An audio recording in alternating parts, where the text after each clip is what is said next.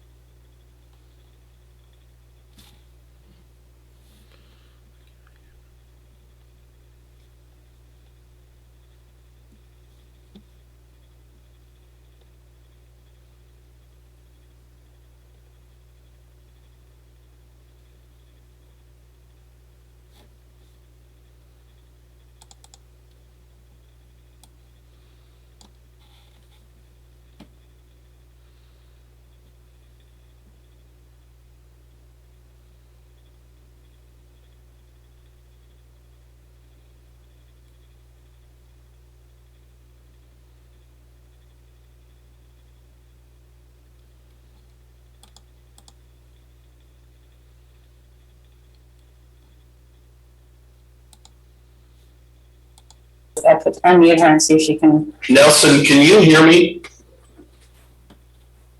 Okay. We don't have volume yet on our end, so we're working on it.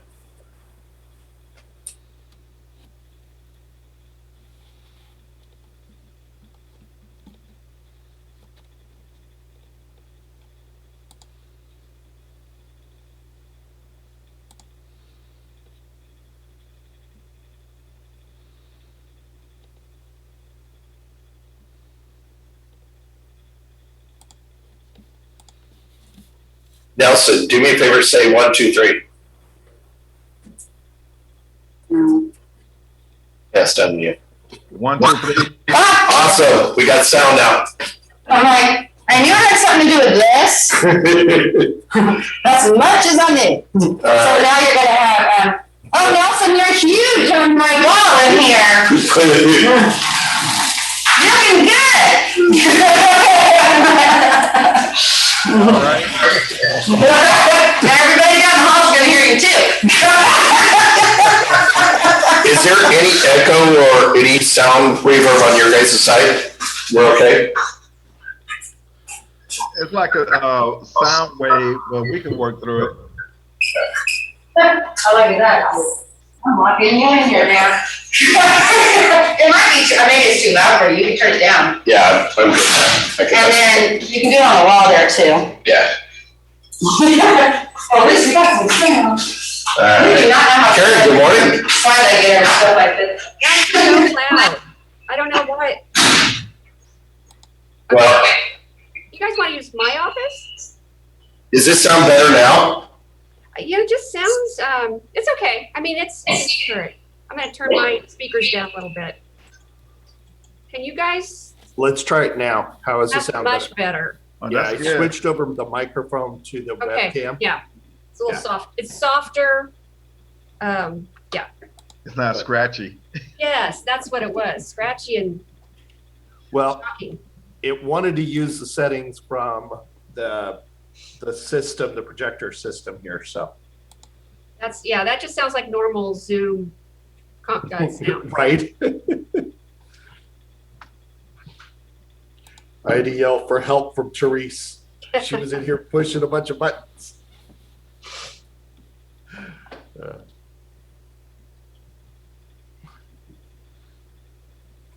So Nelson, Tyler, you guys excited? You ready for your last day here? Oh, every day's the last happy day.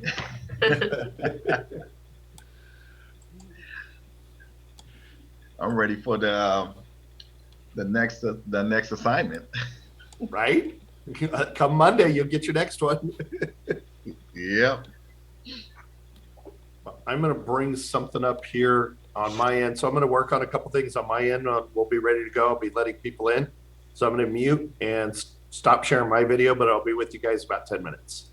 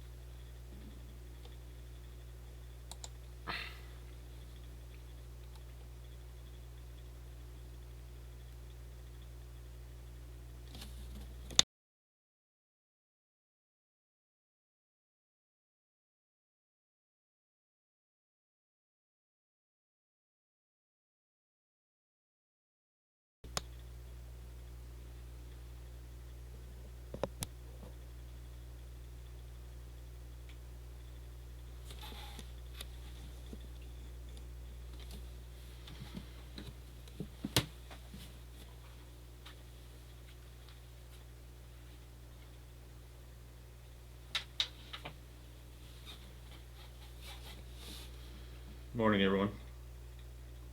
Good morning. Good morning, Mark.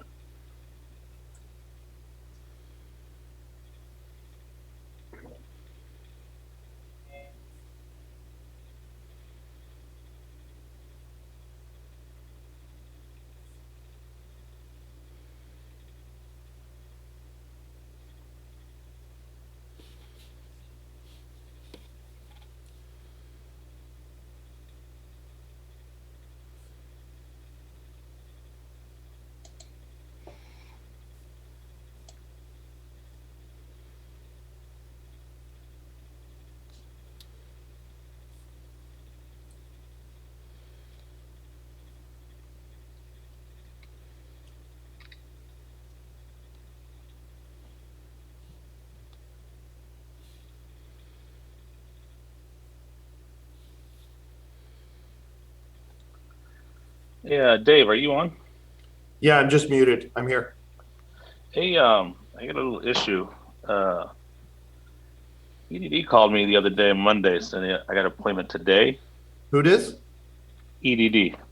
Oh, okay. Uh, so I thought it was 8 o'clock, and I've been trying to call EDD, and I finally got a hold of somebody in San Francisco that I know, and it's between 8 and 10. So I'm gonna continue online here until they call. Then I'm gonna have to black myself out and mute. So hopefully it's not in the middle of When my you're supposed to do your presentation. presentation. Don't you love how that works? Yeah, I thought this was all gonna work smooth. I got a 2:30 appointment. As soon as I get out of here, I got to run out of town and go to take care of my dad at 2:30. And man, I got a lot going on here, and this kind of throws a wrench in things. I hear you.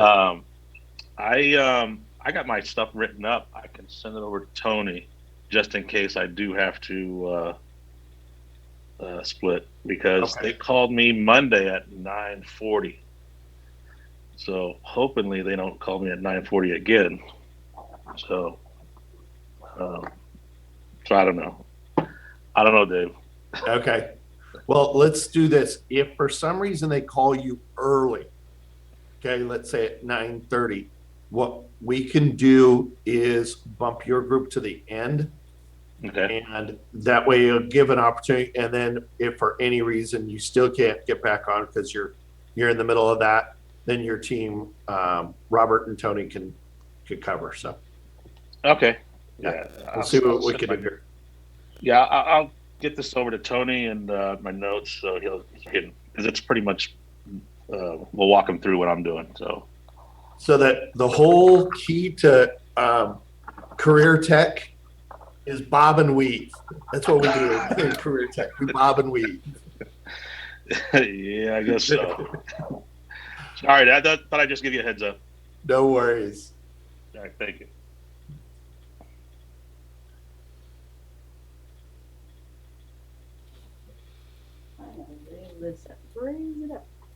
Oh, maybe. Spin around again, Teresa. I'm like, I don't want you to see my double chin.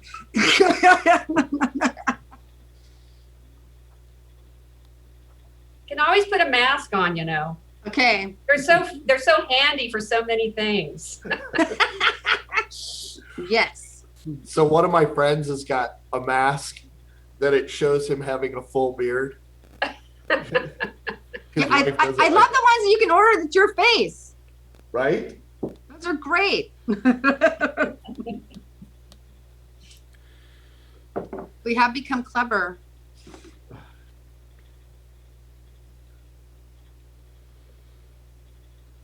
Karen, David has a great project he did for his credentialing.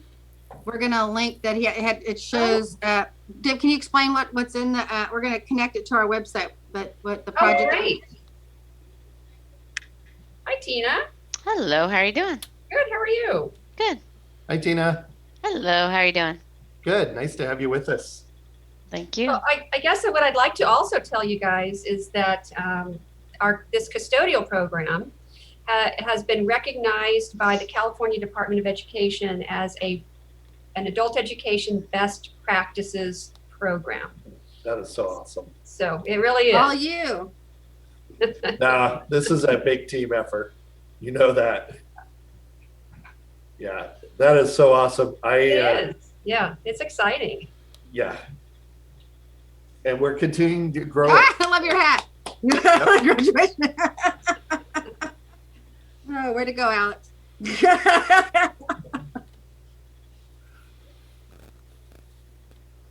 So Tina, we have some good candidates for you when you guys All are right. ready. All right.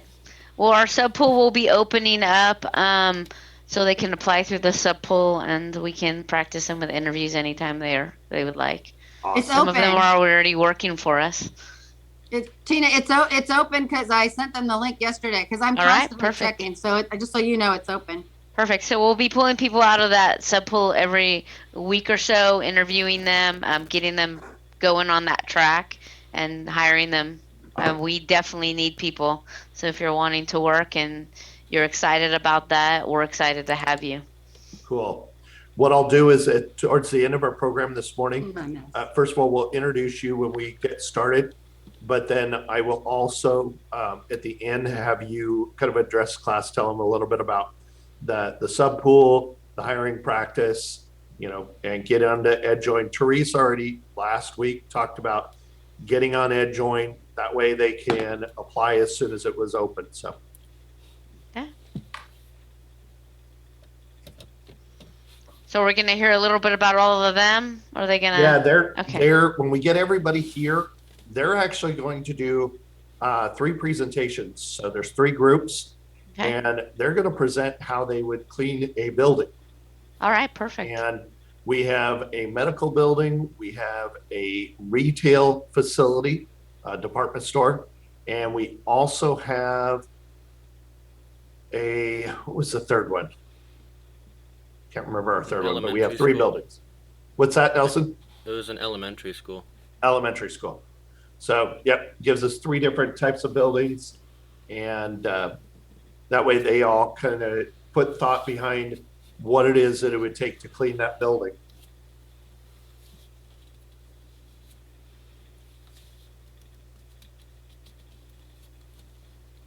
We had a total of 11 students that completed the program this semester. Okay. All right. So, how is it teaching it via Zoom rather than in person? We miss some things in the forms of them being able to touch and feel things. Mm-hmm. But then the other part we get is a lot more detail. And since we really began to do the ISSA program, mm-hmm. It follows a very strict structure, mm-hmm. In going through that program with testing and everything else. So, as they've all completed their ISSA testing. So they're certified from ISSA. So that lends a lot to what we're doing. And there's a lot more understanding the why. Why do we do this? What's the reasoning for choosing this chemical? What is the process? What are the equipment and materials that they would use?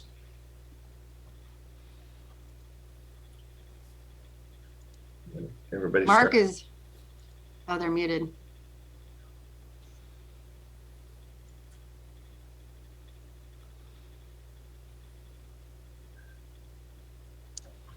What was the question? Robert works actually cleaning airplanes for Southwest Airlines. Excuse me, David. What's that? I'm sorry to cut you off, but I got EDD on the line right now. Okay. We'll put your group at the end. Yeah, I'm not going to cut you off. I'm just going to black you out. I'm going to stay on, okay? Okay. Tony is not here yet, but Robert, you're here, right? Yep. Okay. So, Robert,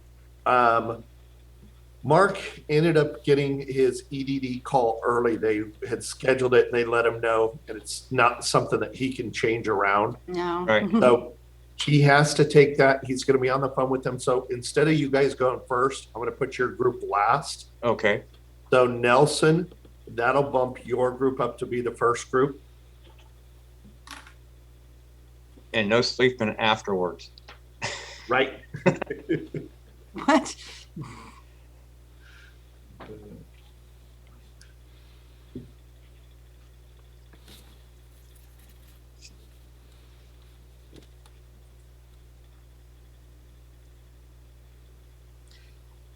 Tina, I don't know if you know that we have an advanced class starting next week. So most of these people are moving on to the advanced class, which is a 60-hour, more hands-on class. Yeah, that's going to be stripping and waxing floors, carpet cleaning. So there's a hands-on with every portion of that one. Awesome. That's Yeah. awesome. Yep. Tony, welcome in. And did you get Mark's message, Tony? No, I didn't get Mark's message. What's that all about? Okay. So he got notified by EDD that they needed to take him in for a phone call real quick. So he's online here, but muted with us and blacked out. Oh, okay. You guys, we're going to bump your presentation to last. That should give hopefully enough time for him to do his EDD interview. Okay. Okay. So, and he sent you over a message, so you should be getting it in a minute. That was his notes, just in case this runs long for him, so that you guys can kind of adjust if you need to. Yeah, if he doesn't jump on, because those EDD calls can take forever, and he may not even be jumping in, I'll just start the presentation. Yeah. So, but they just started the call, so literally he was on, just started the phone call with them. Awesome. Awesome. Okay.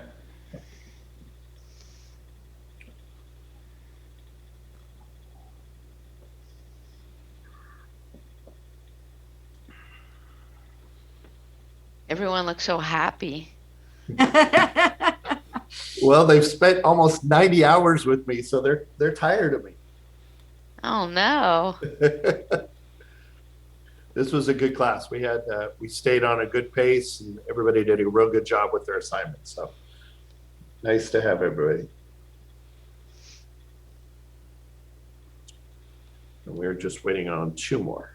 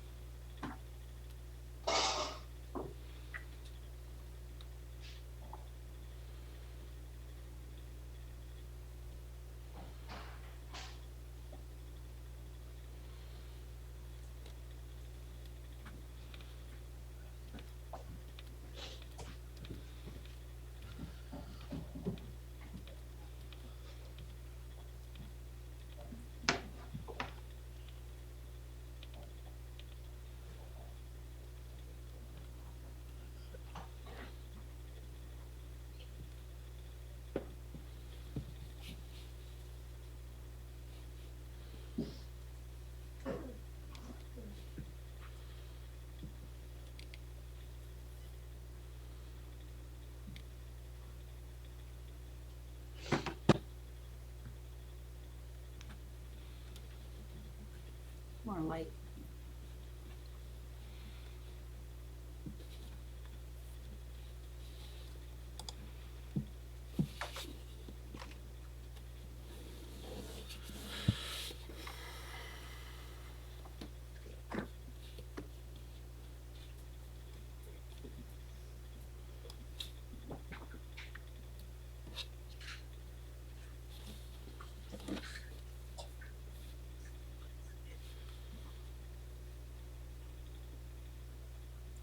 Just feels so dark.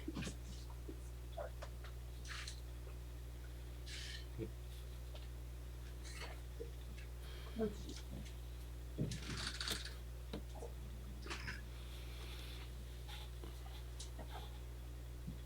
did not help.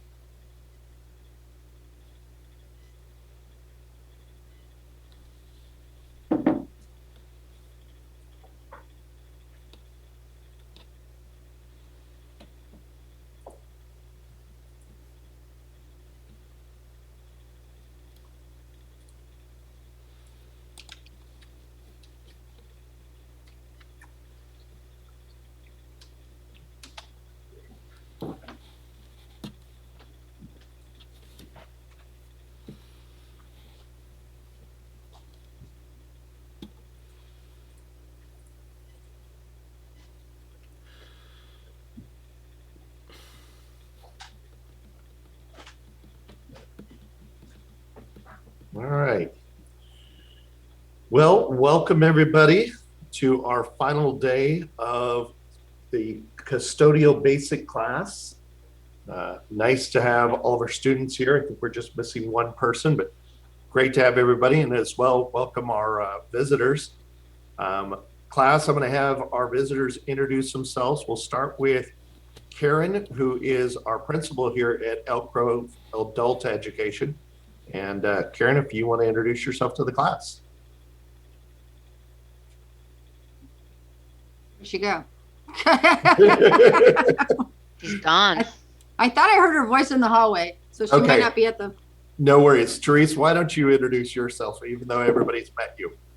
Well, I think all of you guys know me, but Therese Schultz, I'm the project implementer for the Always Learning program, and the Certified Custodial Training Technician course falls under the Always Learning program. So most of you I've either tested, met because you work for the district, and I've explained that I will be your liaison too. So if you have any questions or need any support applying for jobs, things like that.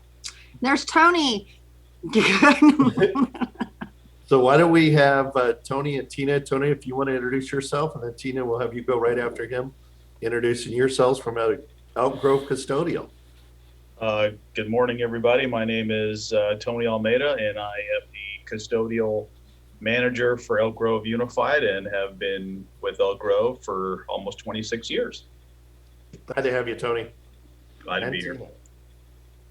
My name is Tina Reese. I'm the area supervisor for custodial services and most likely the person that will be interviewing you for your jobs. I have been also with Elk Grove School District for 25 years. I was a district locksmith for many, many years, and luckily now I am working under Tony. Tony is my boss, so I'm a very lucky person. You are. You have an excellent boss.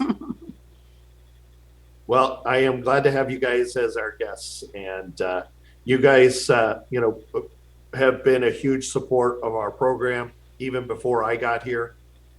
Continue to develop and support what we do here with Adult Ed and our custodial training program. We're excited because this program, as we finish up our basic, is a transition into our first advanced level course that will begin next Monday. Where the students who go through that will be taking and learning things such as how to strip and wax floors, how to clean carpets, and doing deep cleans of restrooms and window washing with extension poles and so forth. So exciting, but it's been an exciting journey for all of us the last 9-10 weeks as you guys have all gone through the program. We've covered a lot of information about customer service, information about the chemicals that you guys would use. You learned a lot about alkalines and acids, and the really understanding more about pH. So that helped you and will continue to help you in your career in this. We covered the areas of cleaning, such as cleaning above floors, the daily cleaning of hard floors, of carpets, and as well of restrooms. So you guys have done a great job. I really enjoyed working with you all. And over the last week or so, you've been putting everything you've learned together into your presentations. And I know everybody's a little nervous about their presentations. So first of all, relax, enjoy this. This is a fun time. And what we will do is we'll start with, I'm going to set up so that we can have screen sharing. Now, we had originally planned that group one, which is Tony, Mark, and Robert, would be up first. However, we need to adjust that just due to the fact that Mark got called into an EDD appointment. So he'll be with us here shortly. So with that being said, we'll introduce Nelson and your team. And why don't you guys, Nelson, I think, is it Alex or Tyler that's on your team that's going to present the presentation? We all going to talk about each slide, couple slide. We all going to help out one another. Cool. So why don't you guys bring it up, and why don't you introduce your team? Everybody on your team introduce themselves briefly. Hello, everybody. This is Nelson.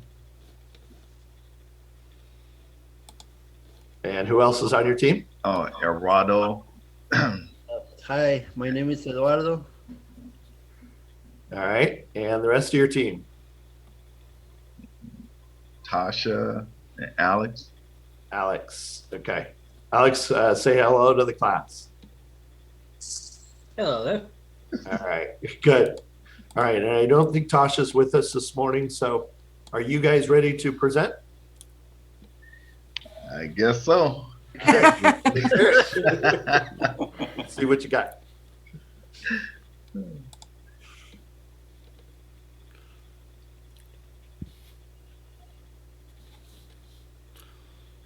Yes, I'll start the talking then. Did you have something to put on the screen, Alex? Yes, I was just taking one last time Okay. check. You got it. Morning, everyone. Good morning. How's everyone doing today?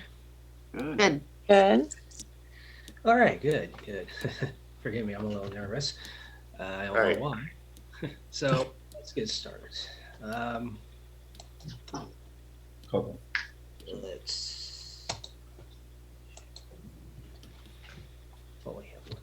So, can everyone see the screen? Yes, Yes. we are good. First of all, well, seems like David Swindle has decided to make his own cleaning service, if you can't tell. Anyways, let's begin. So, what originally all four of us thought at first was, will be the first place to clean. A restroom is the place that has that's probably the most, has it's the worst place that can probably have the worst pathogens. Men and women's restrooms. Now, you always want to clean, disinfect as usual. Don't forget the toilets, the floors, the bathroom stalls, which is also has toilets, the sinks. To avoid cross contamination, you want to, when you're using a mop, always have the color code, which is either red, green, whatever your company is assigned to color.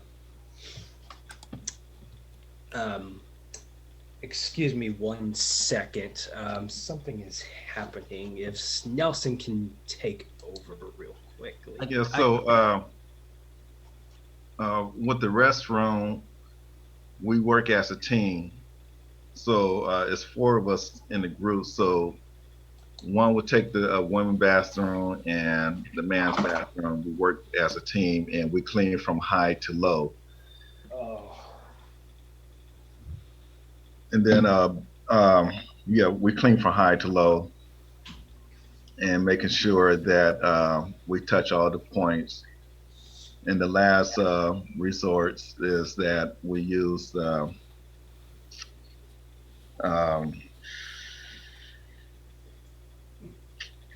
we will spray the towels from the wall to the floor, and then we will get our wet back and vacuum. And then see. Go ahead, Netzel. I don't see our pictures.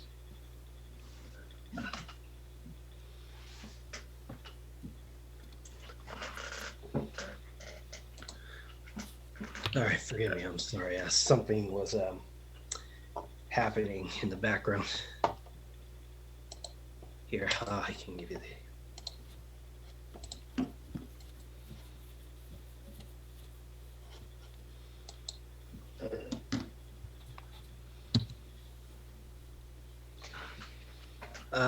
I could take over again. My apologies. Nelson, you were just talking about the store ceilings? Yes. Once we get finished with the restroom, then we go high dust So we use our web fiber microcloths to get down to clean the vents and clean the lights and clean the cobwebs from top to bottom. Also hit the corners and the walls.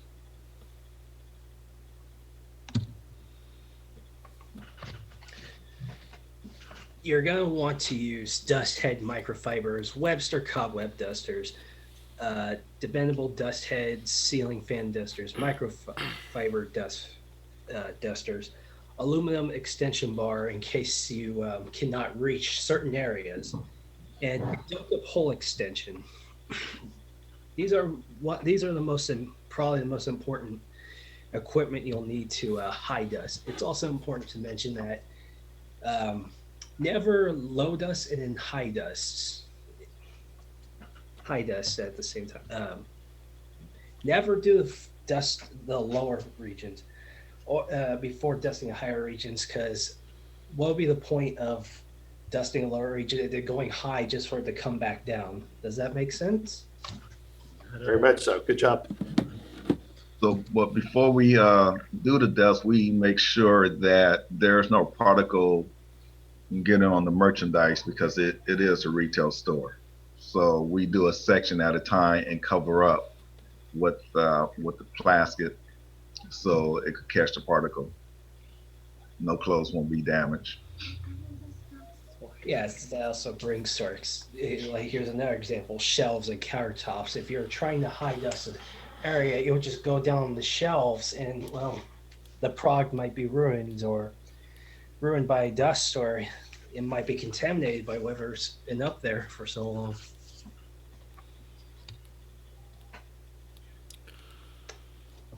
Shelf cleaning, you might need a vacuum. You might a backpack vacuum, not a floor vacuum. Microfiber cloths, microfiber flat mops, and Webster cobwebs to get cobwebs out of the corners, edges, creases, anywhere. And then also one of the things to clean those countertops, it's better to use the vacuum, so it will create less dust. And it's always very important to use your PPE, which is a mask, goggles, and gloves. And to pick up the rest of the dust, it's better to use a microfiber towel. Right. Another thing I should mention about flooring is maybe stores will have half tile, half carpet. I know that my local Target and Walmart have that. Just make sure you don't accidentally use the wrong cleaning solution. Don't make sure you don't use carpet cleaning solution on like a tile floor, or don't use the proper cleaning solution on tile floor on a carpet. It might mess up the carpet, bleach it. You don't know what will happen.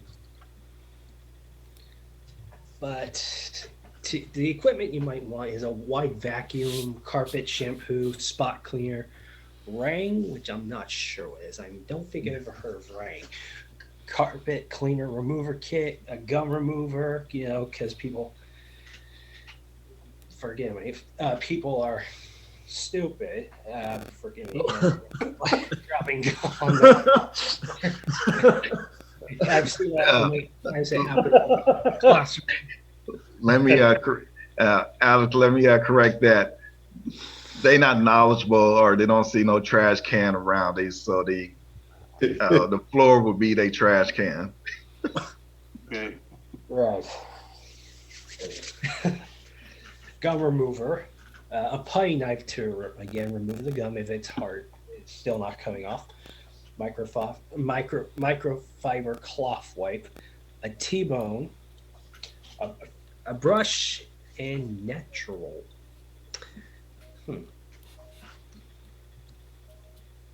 Ceramic tile flooring is a very common floor type in most stores. Like we've all been to. Let's take an example. J.C. Penney's. We've all been there. There's a certain type of life. It's been a Michaels, Burlington's, etc., etc. these are, like I say again, very common floors.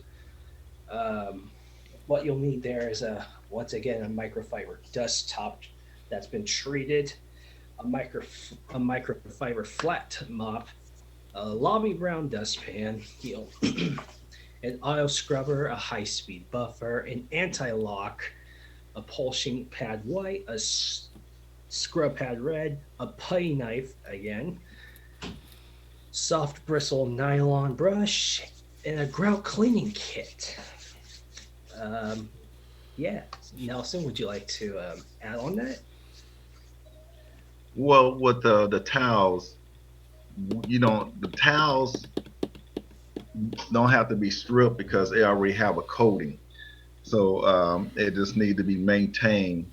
It's a low maintain and to keep they shine. To buff it out, you use the high speed buffer and just stay on top of it. And with the microfiber flat mop, it collect the dirt compared to a dry flat mop. It just move the dust of the dirt, the soil, to one place to another place. It will get trapped in the grout. So with the microfiber, it already be treated and it can pick up the soil. Correct. Eduardo, would you like to also comment? Nelson took my part. Okay. That's a whole lot of parts. Yes. So, vinyl resonant flooring. Actually, I think Nelson's actually pretty good professional on this subject. So, why don't we let him talk about this? With the vinyl floor, it's low maintenance. You could general all purpose. You could use an auto scrubber. Vinyl floors do not need to be stripped because it would damage it. And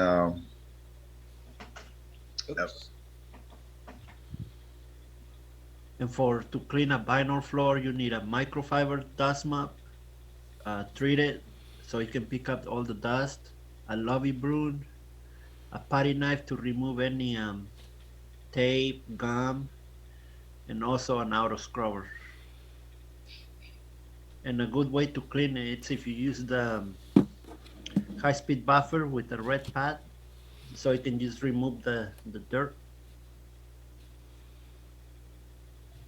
Correct. The front windows. We all know that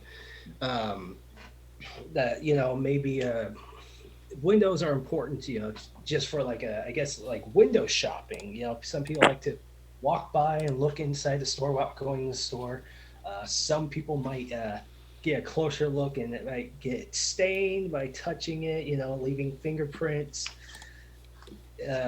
We don't know, rain, weather, just outdoor weather can ruin the windowing inside and out.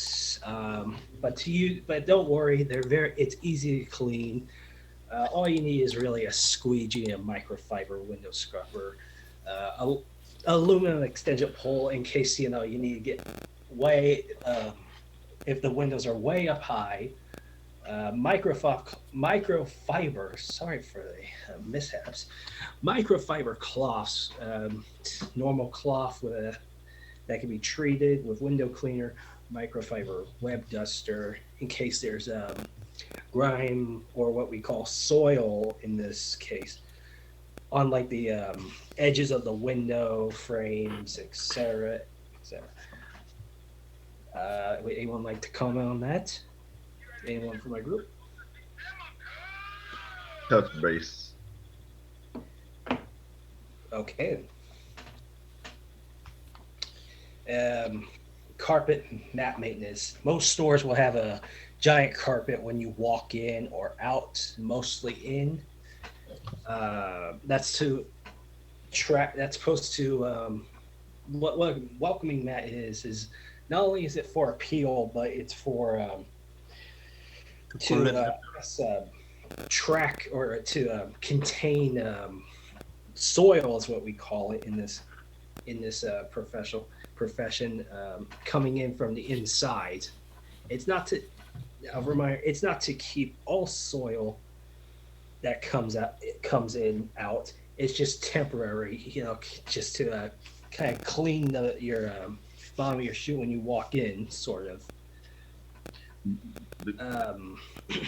You might need a upright vacuum, a backpack vacuum, a pile lifter vacuum, and a carpet extractor. Is not that hard. It should not be that hard to clean a welcoming mat. Anyone want to comment on this? Yeah, with the upright vacuum or a backpack vacuum, let's say that one of the staff or employee might have a problem with their back. Instead of using a backpack, we think about the safety of a person. They can use the upright vacuum. A power lifter will saturate the carpet, pull all the dust, all the dirt, all the soil out before you want to shampoo the carpet. And before you want to shampoo the carpet. If we don't have a pile lifter and then you just shampoo it, and that's a heavy traffic, then that you will see the soil lift up and set on the carpet and turn brown or whatever the color of the carpet is, which make an ugly attraction, first appearance and last appearance.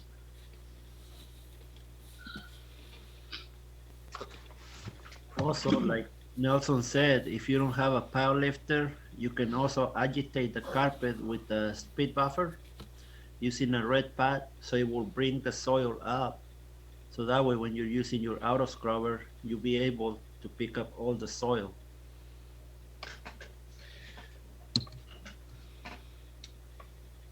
I'm sorry, I think I went backwards. No, I did not.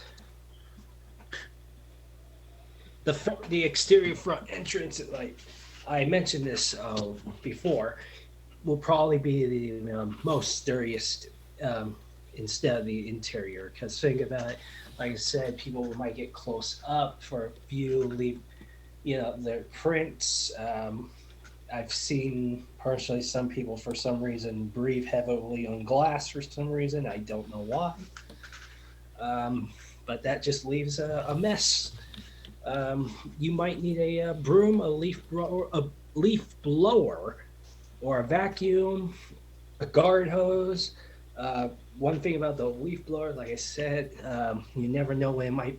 Who knows? Maybe a windy day might come, and oh no, the leaves are all over the windows. So you might need a leaf blower to clean that away. A garden hose, a pressure washer. I don't recommend a pressure washer. A stiff nylon brush, safety goggles. We gotta protect our eyes. Gloves. You don't know what the soil's been. You don't know what it was. It could have been contaminated soil.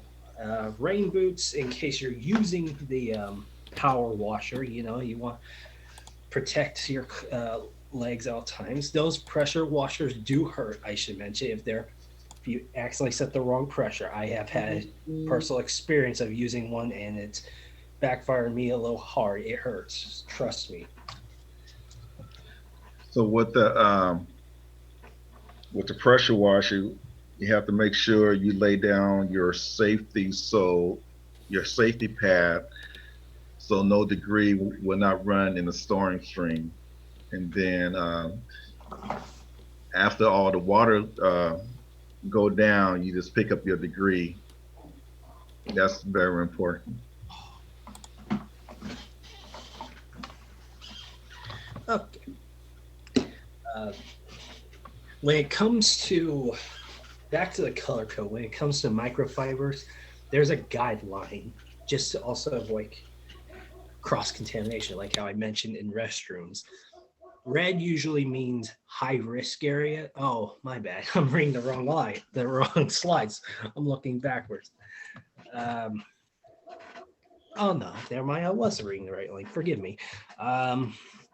Areas will have codes of saying which are there's color codes for each area. So for example, red would be like high risk areas like restrooms, toilets, bathrooms, outhouses, if outside for some reason. Blue would be the most low risk area. That's meaning the general area of like foods, your produce, your drinks, all that, et cetera, et cetera. Green would be your food processing, which is be a general service, food bars, and yellow would be basically your like a kitchen or where a sink would be, or a chemical closet. So would you like to comment? So let's say that a staff from the store went into the custodian area looking for a rag. They will know which one to grab, a microfabric cloth. So let's say that they spill something in the cafeteria, then they know to grab the green microfabric cloth. Okay, Eduardo. That's it. That's it. Okay, just want to get everyone's word in. That's the same thing with the microfiber flat mop. So you also have color code. Tools and equipment for every custodian. It depends on what job it is at the point. You might need a mop bucket or a clean service. What's it called? Wow, I'm forgetting the words. A service cart. You might need if you're mopping a floor, you might need a cautionary sign. That's to tell people, please do not walk on this area. You do not want to injure yourself. I have seen people though have walked in still slips, even though they didn't see the sign. You might need a vacuum, depending on if it's a light carpet cleaning. And I believe that on the right isn't that a backpack vacuum? No, that's a pressure washer, electric pressure washer. Oopsie. Like you might need a pressure washer for again the windows on the exterior. The chemicals you might mostly need is peroxide multi-surface cleaner. This will clean any surface effectively. Any comments? Yeah, with the multiple surface cleaning, that it work depends on what you want to use it for, the floor or for the window, that you don't have to go out. You don't have to have all of these different types of chemicals to do multiple jobs. So one chemical could do all jobs. And Alex, go back to the equipment. So those chemicals will fit in this A456 to dispenser, that there are different slots there for the chemicals, and it will dilute it with water. So with the knob, you could turn it to either knob, depends on what you're working on. You hit those knobs and then it will, let's say if you want to mop the floor, then you turn that knob for the floor and the solution and water will come out. It's already mixed. Okay. And I believe just now we're at the end. So how about we just summarize where will we start and where will we finish? first, like I said, we would want to clean the restrooms. Then we want to do the ceilings, and and I forgot to mention, we also afterwards we want to do the shelves, the floors, the displays. Then we want to do the carpets, if there is a carpet. Like again, some stores may be just full tile, full concrete, or there might be half and half. After the carpets, if there's a carpet, we want to do the floors. Reminder: each might not act well with carpet, so do not use carpet. Do not use carpet cleaner on a floor tile. I mean, on normal flooring. And then you want to go to the windows. I recommend going outside and inside. And then lastly, the welcoming mat. Welcoming mat is the last thing clean, and you should be finished. And that concludes our cleaning service. Thank you again. Good job, guys. Very good. Any of our guests have questions about their presentation?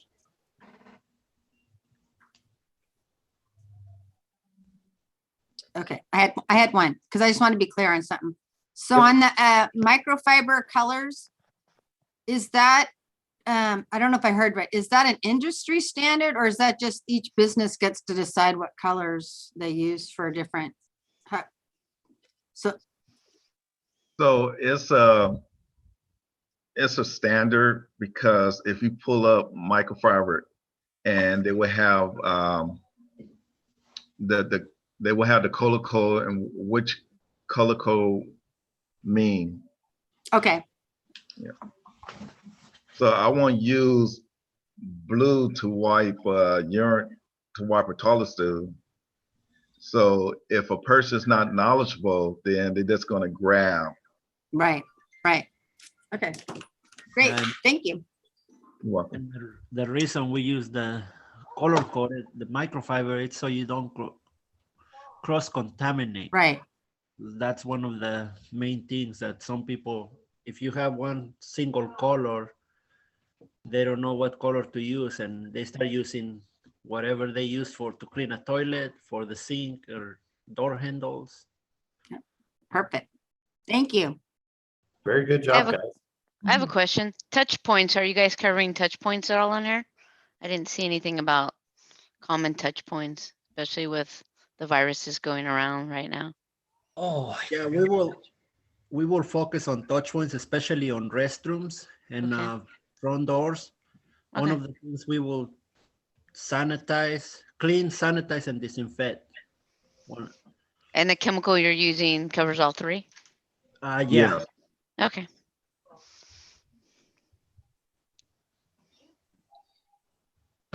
Okay. Thank you.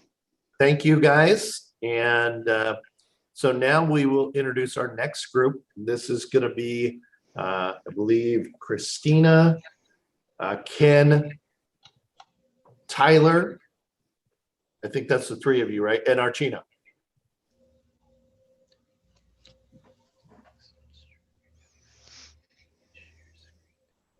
All right, Tyler, excellent.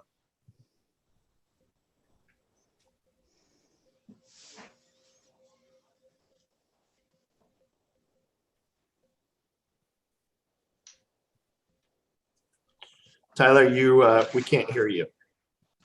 Sorry about that. I was muted. Yep.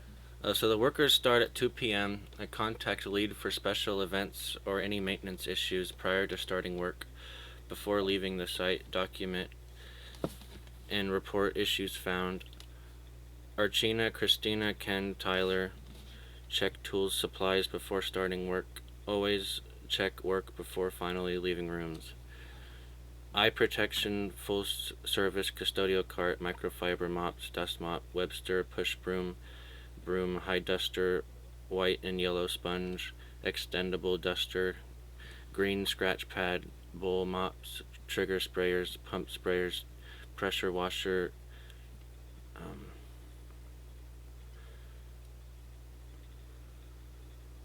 floor squeegee, backpack vacuums, The materials are microfiber cloths, red, blue, green, and foot covers, nitrile gloves, heavy duty yellow gloves. And the supplies are the aqueous ozone, the cream cleanser sanitizer solution, multi-purpose solution, the disinfectant sanitizer solution, the window cleaner, the trash liner bags, toilet tissue, paper towels, linen roll towels, toilet seat covers, and sanitary naps and hand soaps. And the assignments we have is the A wing rooms and outdoor hallways and restrooms is Archina, and the B wing rooms and outdoor hallways and restrooms is Christina, and the C wing rooms and outdoor hallways and restrooms is Ken, and the D wing rooms and outdoor hallways and restrooms is me. And the team cleaning areas is the MP room, office, all mats. Employees dusting the MP room and office will start cleaning mats when finished dusting MP room and office.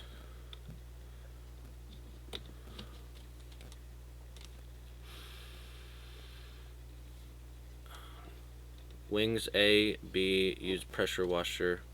A wing clean restroom first before cleaning their classrooms.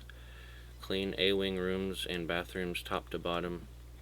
Report maintenance issues. Push broom sweep hallways prior to beginning rooms. Collect all lost and found items, place them into bins. Replace lights as needed. Clean entire A-wing cobweb areas. Dust, wipe down all areas, and clean down windows. Clean all touch points, trash run, clean restroom. Other duties as assigned. Daily for classrooms. Empty all trash cans and recycle cans. Clean whiteboards and empty pencil sharpeners. Clean sinks and counters. Check paper towels and soap dispensers. Clean desks and tables as needed. Sweep, vacuum, and mop daily. Daily for restrooms. Polish concrete. Sweep edges and next to walls. Inspect drain. Then mop with microfiber mop. Clean top to bottom. Lights, walls, and partitions. Spray toilets, sinks, and urinals with sanitizer. Let set 5 minutes. Clean mirrors. Check paper towels, toilet paper, empty trash, wipe all sinks, toilets, and urinals. After dwell time, check for all graffiti. Sweep, mop, inspect, drain, turn off lights, and lock the doors.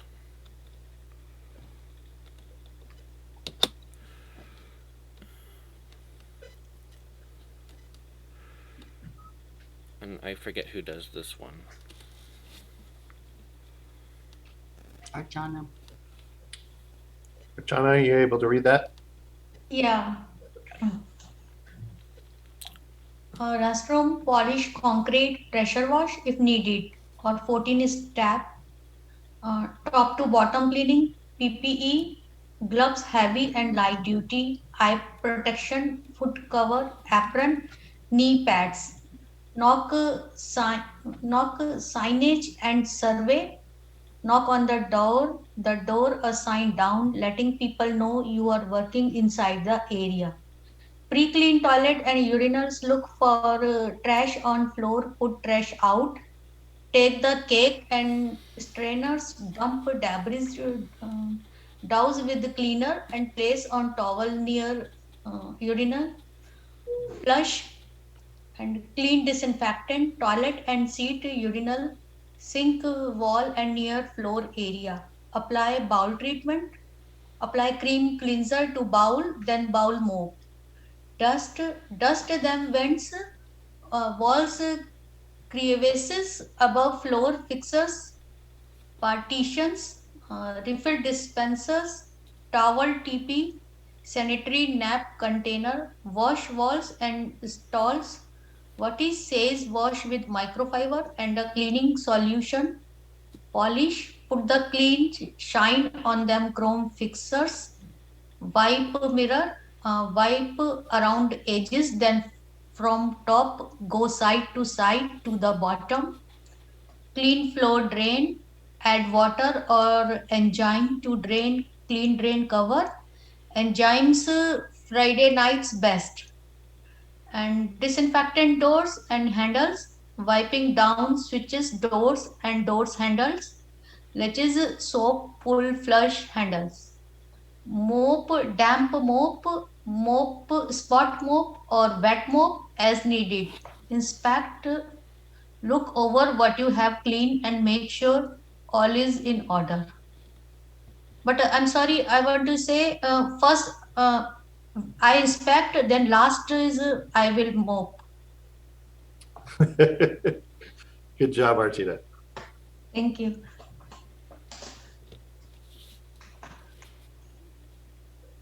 All right. So a lot of you know me as Christina, and Tyler forgot to mention we are cleaning in elementary school. So I will explain how we would do that. So most cafeterias have a couple tables, couple garbage cans, etc. We would dump the trash. We would wipe the tables down and lift the tables. We would dust mop and then auto scrub the floor. We would make sure we get all the door handles, the touch points, the things that people touch on their way out, and we would make sure we put our wet signs out. We would make sure that if there are any rugs in the area, entry rugs, we would dust them off weekly. We would vacuum them out and mop under them. And that's all that I can think of for the MP room. For the office, we would treat it like a traditional classroom. We would dump the trash. We would do the bathrooms the way Tyler explained them. We would do all touch points.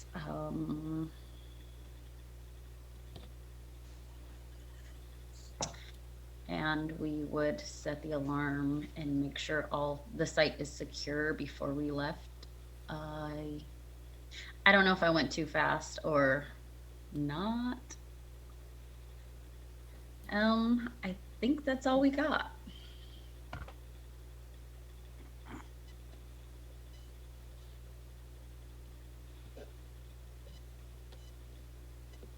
Does anybody have any questions for us?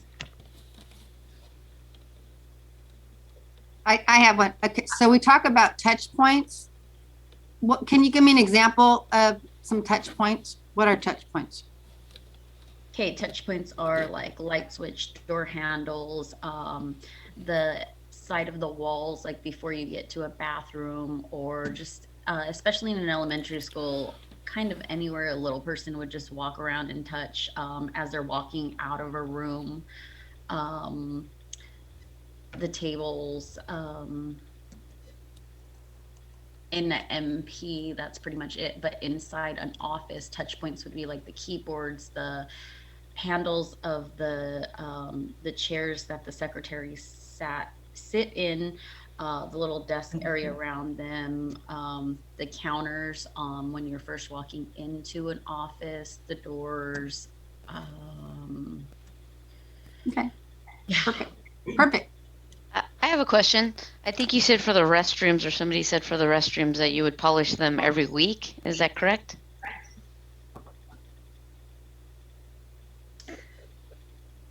Am I? I think it says right on the blue one right here that you polish concrete every week. Is that correct, or every Wednesday, or? I think what we're trying to put in there is the floor has polished concrete, and then they reworded it wrong. Yeah, no. Okay. All right. So you would just clean it. Got it. Yeah. Okay. Clean it with That's all I had. I have a question. What happens with all the microfiber cloths after a cleaning? Are they disposable or washed or? We're not rich. They're not disposable. That's true. I take them home. So what happens to the wash? It was Ken? I'm sorry, I didn't see it. Yeah, I forgot to put, we would wash them. Okay, thank you. So that's a good question. And it's not something that we addressed in our class, really, did we? We talked about the use of microfiber, but not so much about the laundry of it. So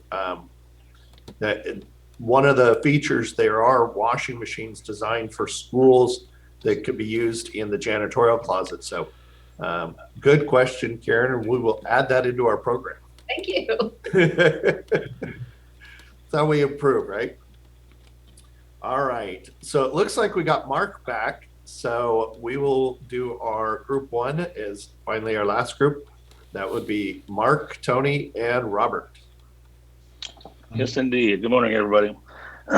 Excuse me. Yeah, Robert, Tony, myself been based our project on an outpatient medical facility. Each of us will be speaking, so there's going to be 3 parts to this presentation. I'll be doing the intro, so hopefully you guys enjoy what we put together. So Tony, has he got the Tony's got the yeah, let me see if I can share my screen to get us going here. Yeah, there you go. Okay, screen share. Can everybody see this? We can. There we go. Fantastic. Okay, this is our outpatient medical facility. First, up on the slide, we have our floor plan. It is color-coded, representing different areas and type of flooring. Red representing restrooms and showers, green representing food areas, break room and cafeteria, white representing hallways, waiting rooms, physical therapy room, nurse station, patient rooms, and custodial rooms. These areas mentioned are all resilient flooring, LVT flooring. The blue areas are hallways and offices, which are carpeted. Lastly, I'd like to mention the entrances, which the LVT flooring has built-in carpeted aluminum tracks, which trap dirt and debris from persons entering the building. This track system reduces the risk of trip and falls that you may potentially have from any type of entry mat system. Getting into the cleaning aspect of the facility, we would start at the back half of the facility. And this is where I like to start, take you to the touring of the building, beginning with the left bottom of the floor plan. That's the custodial room. After getting our equipment, materials, and supplies together, we would start cleaning in that area where the offices are, moving across to the nurse's station, then to the patient's rooms. After the patient's rooms has been cleaned, and before continuing to the rest of the facility, for health and safety reasons, any trash or potential biohazard collected from patient rooms must be taken out the back door.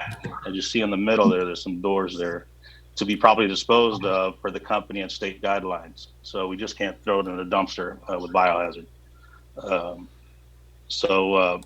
Once we're back into the building, we restart our cart, and for the second half of the building, that'd be the forward part of the building of the facility, starting at the top left of the floor plan, working our way from the right, left to right of the facility, starting with the break room entrances, carpeted hallways, physical therapy rooms, cafeteria, finishing up at the waiting room. So that's kind of the path we'll be taking. During this custodial course, medical hospital cleaning was touched on occasionally. But our next slide we have for you is a short video. It's named Day in the Life. Explains why and glimpse on how to clean a medical facility. So here's a little slide for you. Hi there, my name is Terrell. Welcome to MSNW's medical training video. In this video, you're going to learn how to properly disinfect. Medical cleaning is a specialty type of cleaning and requires a keen eye for detail to ensure a facility is properly sanitized before the next day's patients are seen. Now that you're viewing this training, you should have already taken your blood-borne pathogen training, which guides you through how to properly clean and dispose of human byproducts. Let's begin this training by telling the story of why it's so important to properly care for a medical facility. Every year, nearly 1.7 million people suffer from infections received while in a healthcare facility. Fortunately, there are ways to make these numbers decrease, one of which is by hiring a medical cleaning service to sanitize the facility.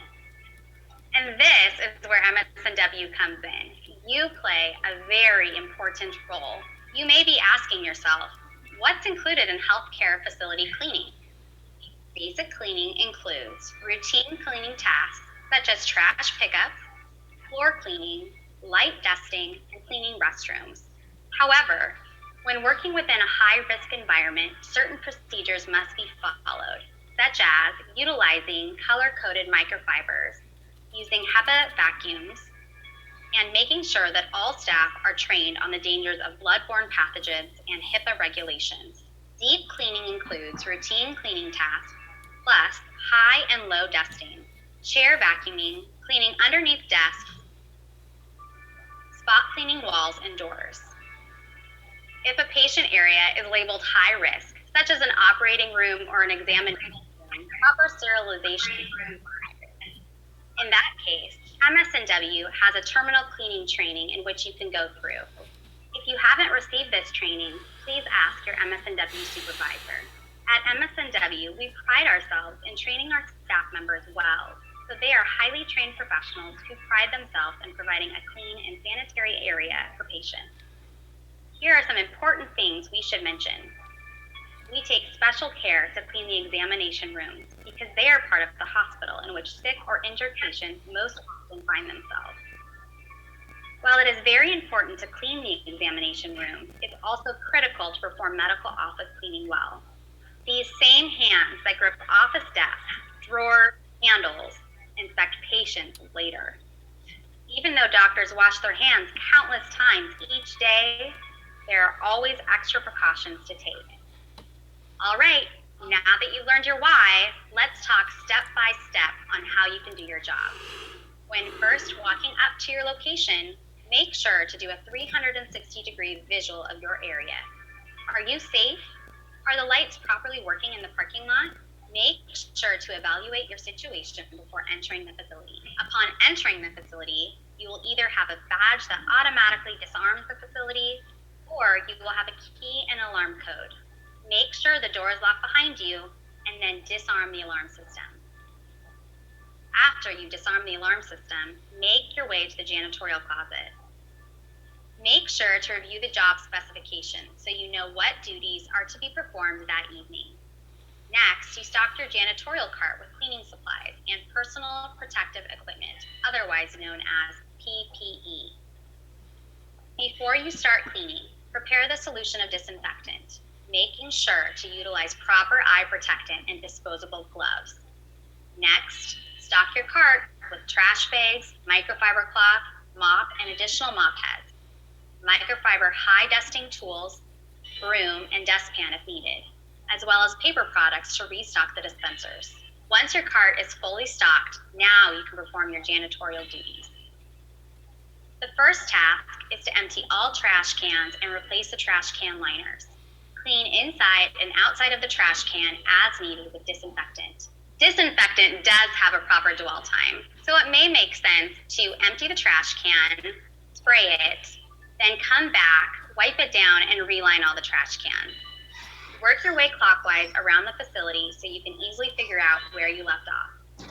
Secondly, complete the necessary dusting of the facility, starting with high dusting of air vents, ceilings, and cabinets, as well as other vertical and horizontal surfaces. Next, spray down countertops and let it sit to dwell. While waiting for countertops to properly disinfect, move to entry doors to wipe down high-touch surfaces and glass.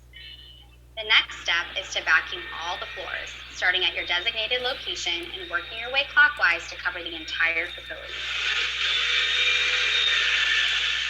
Next, move to the restroom. In this portion of the facility, we like to start with the dirtiest job first, which means toilets. To clean the toilets, apply disinfectant under the rim of the toilet. Let it dwell for the designated time, which is present on the chemical bottle, typically 5 to 10 minutes. While you're waiting for the toilet to disinfect, repeat this process with other stalls in the bathroom. Then wipe the remainder of the toilet with a disposable cloth. After the toilet has been properly disinfected, clean the inside of the toilet with a Johnny mop. Move to the sinks, apply disinfectant, and let it dwell for the appropriate time. While you're waiting for this, wash the mirrors.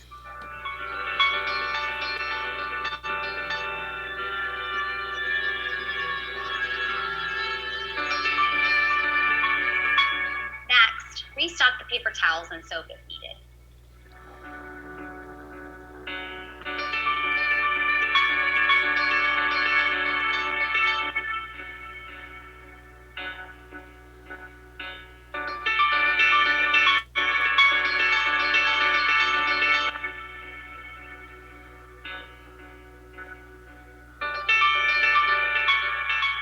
Last, go back and wipe up the disinfectant you've applied, moving from the faucets and the handles down to the basin of the sink, then cleaning the countertops.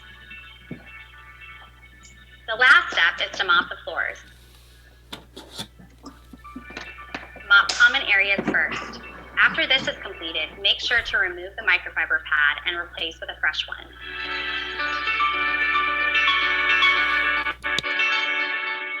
The last place you want to mop is the restroom floors, following the same steps as above. All right, here are some important notes to remember when mopping. Please make sure that your water is properly diluted with chemicals. If you don't do this, you may be using too many chemicals and that will leave the surfaces sticky. In some facilities, you may be using a scrubbing machine. In this case, you'll receive proper training on that piece of equipment. Should you feel uncomfortable or need additional training, please reach out to your supervisor or human resources as necessary. Okay, congratulations.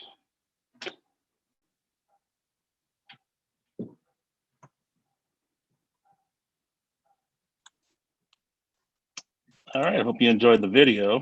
Learned a little something about medical facilities. The next slide I'd like to take you is the flooring, the LVT flooring. This is durable material. It's durable against scuffs, scratches, and stains. The maintenance is very easy, general purpose cleaning. The entrance doorways, as mentioned earlier, the tracks collect debris from dirt, rocks, and moisture from being tracked in the facility. Maintenance on the tracks are lifted, vacuumed, and then damp mopped. The next slide. We have our carpets, carpet tiles. The carpet is resistant to stain, bleach, and fading. If something does get onto the carpet that is difficult to remove using the spotting system, the carpet is strong enough to withstand an aggressive wet cleaning. Maintenance on the carpet, vacuum frequently and spot clean. If not able to clean stains or spots that something maybe get on there, or even the carpet is damaged, you can just remove and replace the carpet tiles. And that's pretty much it for now. We'll talk more about bathrooms and the rest of the cleaning as we go on now. I'd like to turn it over to Tony for part 2 of 3. All right, so just kind of reiterating some of what goes on that custodial cart. I know they covered a lot, but I think a visual along with some of these pictures kind of helps. So in regards to some of what goes on that full service cart, as you can see, these are some of the items that you'd have on that full service cart. You'd have like your step stool, you'd have things like your spray bottles, your cleaning supplies, Johnny mop and brushes, your microfibers that are, different colors to avoid cross-contamination, and then your restock items down in here. There was a section of that video that kind of showed a custodial closet. I thought that was kind of unique. I mean, that was pretty textbook. I mean, I don't think environment should be that clean, but I mean, you just got to be prepared to work with the existing process that is in place and just try to create some environment of uniformity. But wiping down some of the equipment and then kind of spot checking the cables, the cords, the plugs, making sure that that stuff still works for other staff members that come onto the shift. If in fact, let's say something doesn't look right, kind of tag it out of service, because you don't necessarily want to be using something that could create a hazard. So regarding patient rooms, when we talked about doing kind of the medical portion, we were kind of playing around with, is this a 24-hour situation? Are we going to have graveyard shifts? And we kind of sort of hovered around it just being kind of an outpatient clinic. So, I mean, things are going to close down maybe at 6 o'clock, and then our staff comes in at maybe 4 p.m. and we're going until maybe 11 o'clock. So half of our shift, there could be people around, half of the shift, no one's around. So some of that equipment and supplies and materials that would be used for the patient rooms are here. You'd want to make sure that you sanitize, that you glove up, and that you're using, you know, your proper PPE. Some of the steps associated with cleaning that patient room would be, you know, when walking in and kind of inspecting the area, look at the room, take note of any kind of maintenance issues, something that could be like something damaged, like a floor tile, lights, fixtures. Make sure that you're keeping in communication with everybody that's upkeeping the building. Dispose of debris, tie off those trash bags. I think that's important because as you're moving trash bags that are full of, you know, hazard and debris, you don't want that stuff leaking as you're moving down hallways and out of the building. Also, when you're inside of that patient room, you're kind of working in a, like I said, a clockwise, you know, corners around the perimeter into the center of the room. So you would wipe down, say, bed rails, touch points, like we've been discussing would be like door handles, pulls, knobs, switches, things of that nature. TV equipment, high dusting, you're going to be doing a considerable amount of that in any kind of cleaning. So vents, above cabinets, lights, ledges. There's usually maybe some TV equipment or some computer monitor equipment, you know, the tops of the doors.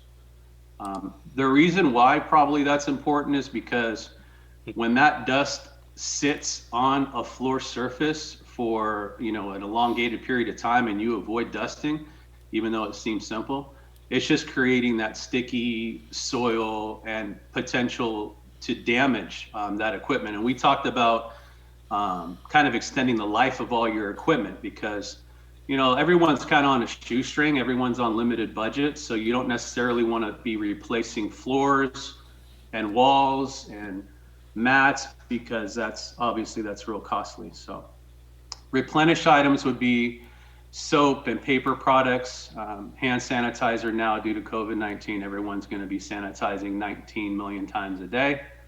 And biohazard liners. This little bucket does help when you're moving around the room because you can go ahead and saturate that microfiber cloth damp and then go ahead and wipe down all of these touch points that we're talking about. That solution can be carried with you, which is helpful. And then moving in this circle 8, that's kind of textbook, like it says, because you're kind of grabbing, you go to the corners and then you're kind of moving in a circle 8, not missing any of the areas. You throw your floor signs out and block that door, whether it's a chain or floor sign, so no one's coming in while you're cleaning. Where that'd be different if it was 24-hour, you'd knock and block, and then you'd go ahead and announce yourself, identify yourself. Hopefully you got a badge because there could be a patient that's sitting inside that room and they could be there for days, you know, weeks, hopefully not weeks. And they need to know who you are coming in. So you'd be kind of working around that patient inside that bed if it was 24-hour. Did you hear that? Some of those rooms, obviously, they're going to have restrooms. You're going to wipe those mirrors down like they did with the ammonia-free cleaner. Clean the sinks using disinfectant cloth. Sherry. A new cloth, I think, is important to mention because you're not going to want to use the same cloth that you use wiping a toilet to wipe a TV stand, you know, in another area. So you're going to change those cloths out frequently. Usually, whether like there's a budget for it or not, that's important. Perfect. So you got to have multiple cloths and then launder them, like we're saying. And then with the floor, you dust that floor, dust mop that floor.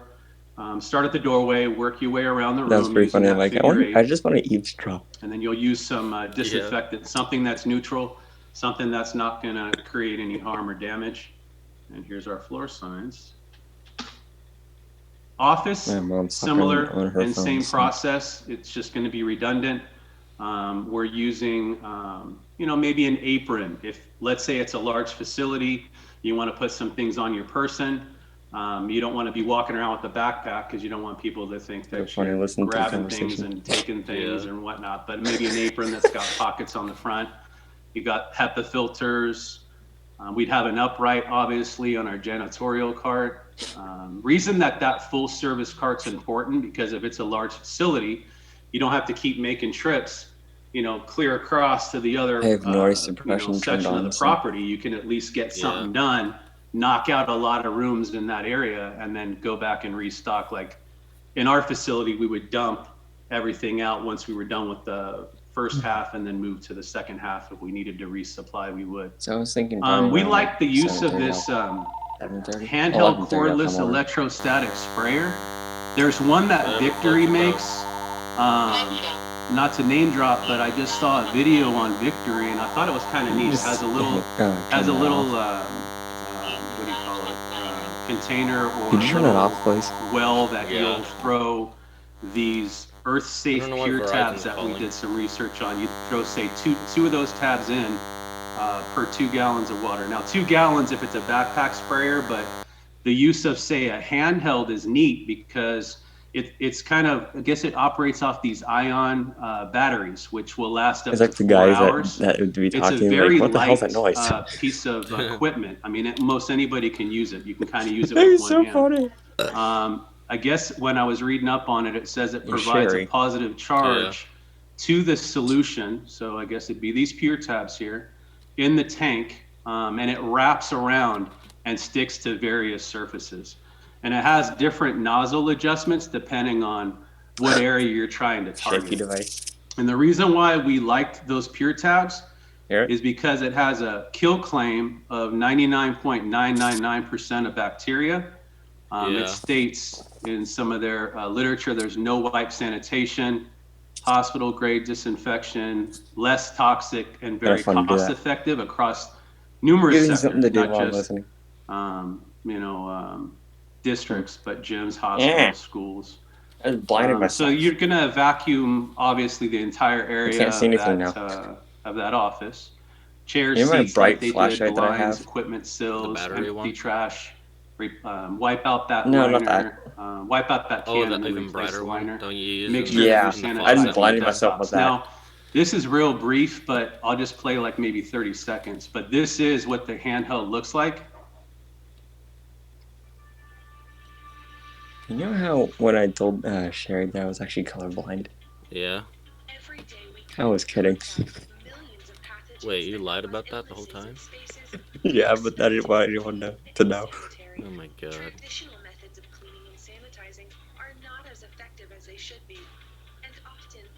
I mean, I am kind of colorblind, but it has to be in pattern. In a pattern that kind of messes with my vision a little bit. So Yeah. it's like,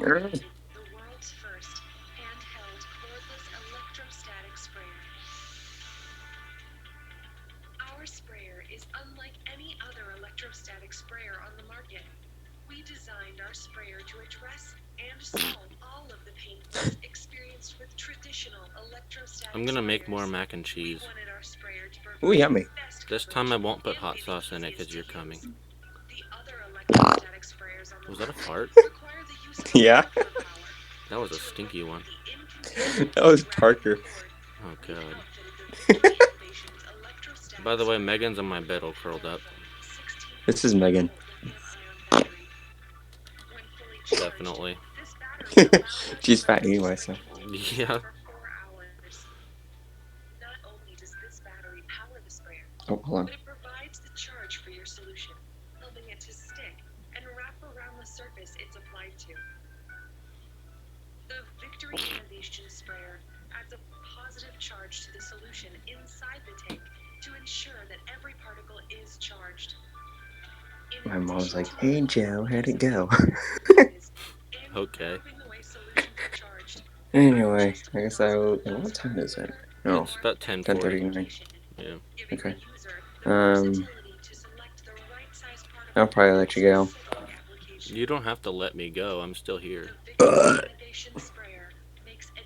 Yeah, that is I guess I don't really have to anyway. I'm gonna be right back since I got to do a few things. Okay. All right.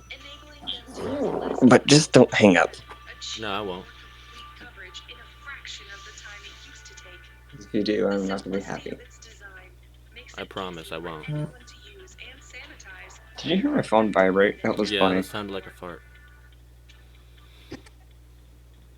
Okay, so that's just a little bit of how easy it is to use one of those little buggers. All right, so let's get back to what we were doing. All right, so then, you'd have plenty of these microfibers and the HEPA filters. That obviously helps with the particulate and the contaminants that are in the air. Leaning more towards green cleaning. That's all part of the green cleaning process. All right, so I will hand this off to Robert. Robert, you there?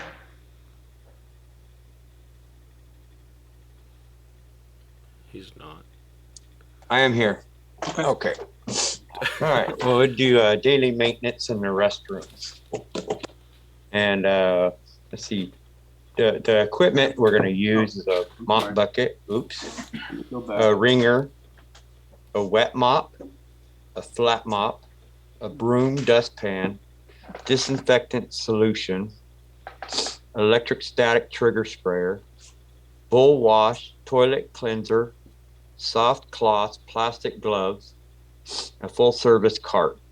Supplies previous listed, per tabs, microfibers,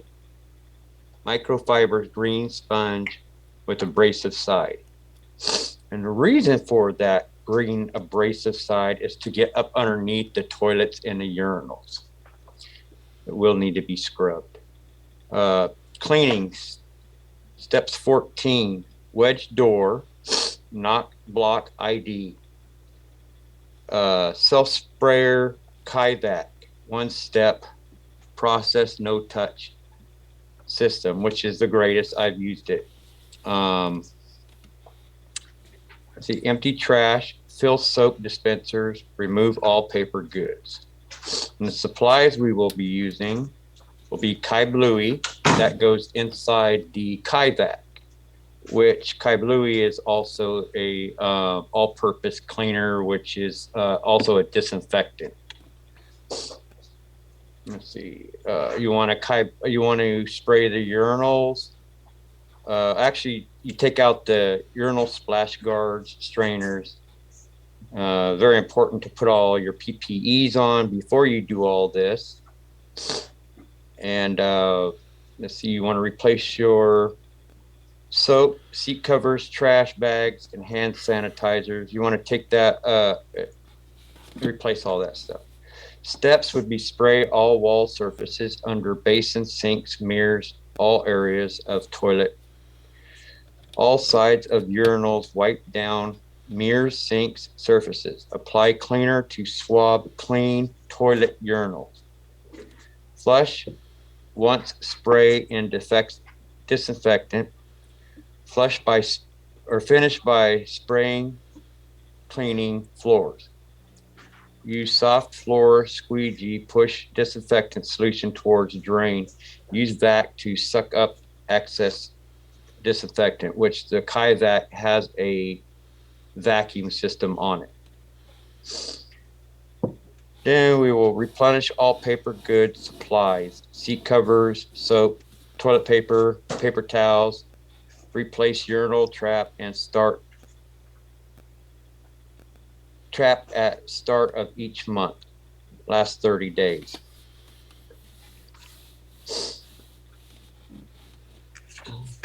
And then we have, not sure, a checklist. Yeah, this would just help the team. So depending on who's coming on, who's coming off, try to create some uniformity. still It'd just there? be nice to see Yeah. what's going on daily. Like was Pretty something good. missed? So then maybe you could circle back if you're coming on the shift, I suppose. Maybe you hit the kitchen and maybe a few of the office rooms because something broke down. Maybe you just need to help a teammate out.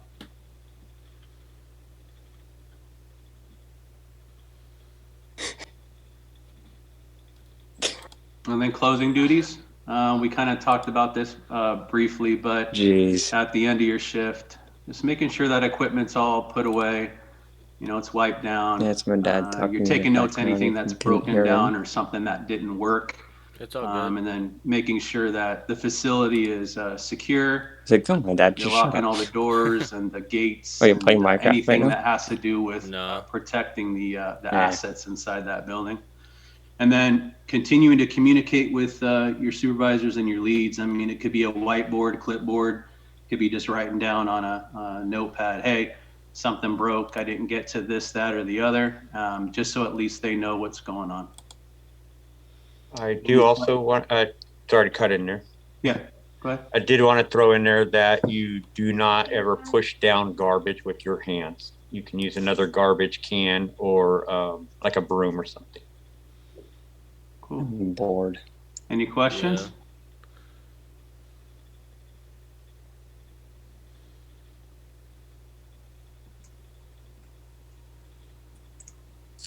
This is Tony. What's Megan you guys doing? hear me? Yeah, we can hear you. She's cleaning herself. I don't know if it's a question or a comment. With both the elementary, the retail, shopping center, healthcare, Where? daycare facilities. That's funny. As I'm looking at the slides, and great presentation with everybody involved. So that's awesome. Thank you for doing that. Very Right in the, you know, informative. Are all these just basic cleaning checklists? And if imagine if so, Sherry they're did that. great. Oh God. But are you prepared for, obviously, in our current situation, if there is a pandemic, or if there's 15 customers in a grocery store that all of a sudden have flu-like symptoms? Do you have a backup plan for the cleaning crew or the in-house cleaning providers that you would share with your staff? Yeah, I mean, I think that's probably going to be something that's Yvonne. going to have to be communicated when everyone's being onboarded. I don't think that we looked at the project as me, Robert, there? and Mark Yeah. starting our own business and going You're out awfully quiet. and pitching for contracts.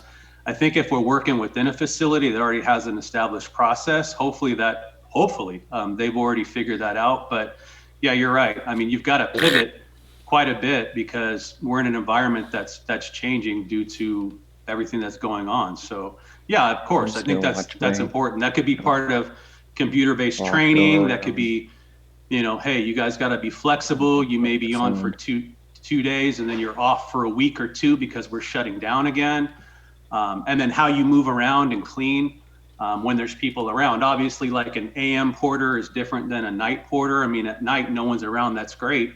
But you might have to pivot. You might have to start cleaning at different times and know how to communicate with people and clean around them. But no, that's a good point. Yeah, I mean, I would hope that that's addressed if we're employed by a facility. So I'll jump in too. Tony, part of what their presentation was to give us a basic plan of based on their training. What? Understanding Boring what were the Zoom equipment, class. materials, and supplies Yeah, I that they know. would use to clean a facility. What was the basic process they would use for a daily cleaning? What we did not cover, and this class has been adjusted to kind of fit within the ISSA standard, is in basic cleaning, we don't really get into restoration or emergency response. How do we handle exactly the environment you mentioned? Now, one thing we all discussed, and I gotta say, guys, I like the fact that everybody touched on touch point cleaning. And this last presentation focused a little bit more on the use of some newer technologies to be able to deal with it in medical using the electrostatic sprayers. So from that standpoint, you know, we did focus in on disinfecting and how to do that on a daily basis to stay proactive. But there are going to be times, and that's one thing that everybody will want to be prepared for, is how do you handle those critical situations? You know, because as we've learned with COVID, this is something Wow, that Dad. likely is part of a new He's thing listening we're to a going to have to podcast. deal with. It may That's be funny. another virus that we Okay, will have to it deal kind of with in the sounds like it, future. though.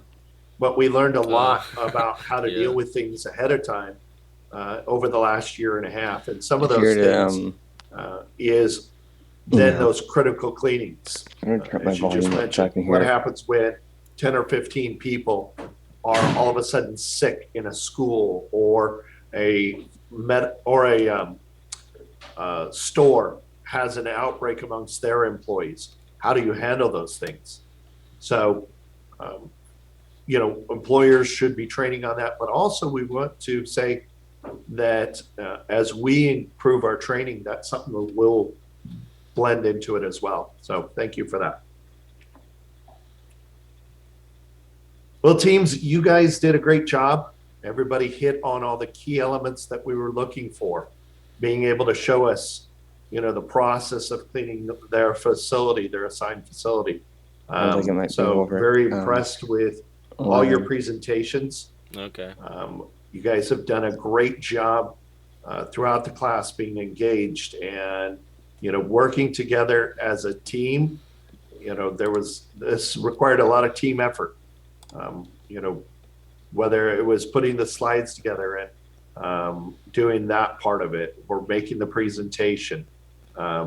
Everybody's worked very well, and I've been very impressed to see how you guys have done that together. So, congratulations on finishing the basic training. As I've told you before, don't let this be the end of your training in this industry. This is the beginning of your training. As you guys go to work, your employers are going to provide training specific to their facilities, but reach out and take additional training. We have the advanced course. We're hoping that we'll offer a supervisory level course at some point later on here. And as well, there's other courses that you can take within the cleaning industry, workshops that you can attend that are one-day workshops. Ask your supervisors and managers for additional training once you get really good at what you're doing. So the first thing is put these things into practice. And hopefully what you learned was the ability to, when you approach an area of cleaning, to methodically think about how am I going to clean it? What equipment, what materials, what supplies will I use? What is the process I'm going to use for cleaning? And you guys all hit on things such as top-down cleaning, okay? Working in a pattern so that you're, working clockwise, not wasting If anyone joined, time, having all if your anyone tools else joined on the your Discord carts. right now, that is so funny. So, Like, what? very good job What with all are you that. listening to? It's been a joy working with you. I would like to, at this time, before we wrap up our program, Wait, who? first of all, Abe. certificates Oh will my be God. mailed out for everybody, so you'll get your certificates. We have our guest with us, and give an opportunity for you guys to chance to meet Tina and Tony a little bit. Tina will talk just briefly about the hiring process and what's going on with Elk Grove Unified, because the sub pool is now open. So, Tina. So our sub pool is open. Please feel free to apply for that. If you have any questions to set up for interviews or to get on with Elk Grove School District, we are looking for custodians that are willing to spend time. We want to invest time in you and make great employees out of you. And we just want that dedication that you'll stick with us and make your career in Elk Grove. The sub pool isn't very hard to get into. We'll work you probably at this point almost every day if you're willing to want to work. We do have a max of how many days you can work a year, but if you are determined, there are plenty of openings in Elk Grove School District to join us. And there are a few people here that are employees of Elk Grove School District. So if you have any questions how we treat our employees, please ask them. But I think it's a great company to work for. I've been here for, or a good school district to work for. I've been here 25 years. So please jump on board and join us. I'm sure Tony has a few things he wants to add to that too. What can I add to the group that already knows everything? Where did you start, Tony? Yeah, Tony, why don't you share? Well, I started right out of high school, believe it or not. back in 1988. My Wow. senior year, I part-time job. I didn't want to go and work in a burger place. My choice. I wanted to do something totally Burger different. place. And of course, as much as I made fun of our high school custodian, that's what I ended up doing. I was a porter at a high-end building, at a high-end You know how my facilities camera like a Macy's, has the but thing this where was back in it Canada. closes? And at What if I that time, close I it was right getting now? $6 an hour, and if I wasn't in school, I No, would don't have do been it. getting benefits. I know. But that's Must be where I funny. started. I started back in '86. I was there for 2 years. Moved to California and met my wife, and of course, have been with Elk Grove ever since. So I'm going on 35-ish years in the cleaning world, Ish. mainly public education. Higher ed is also very nice. If you can get into higher ed, I'd highly suggest you do that. The the the the point that I want to make to all of you is custodial trades is a profession. It's not just a cleaner. We're dumping trash. It is a custodial trade, just like HVAC, just like an electrician, just like a construction worker. Um, but yet we're different because we're always needed every single We're day, different 7 because days we're a week. gay. Where there's always an area, an environment to clean, where construction and electrician may not be always wanted every day. So there's constant movement and constant opportunities, not only for basic janitors and I use the term janitors because I used to be a janitor for the city of Sacramento for 2 years. Then I went into the private industry and then ended up to where I am now. Um, K through 12 offers a ton of opportunities. Yawns. And like my life story here for Elk Grove is I started as a substitute custodian back in 93. Right off the showroom floor, I was a substitute custodian. Then I became a permanent 6-hour custodian. And then I became a permanent 8-hour custodian. Then from there, advanced to a lead custodian.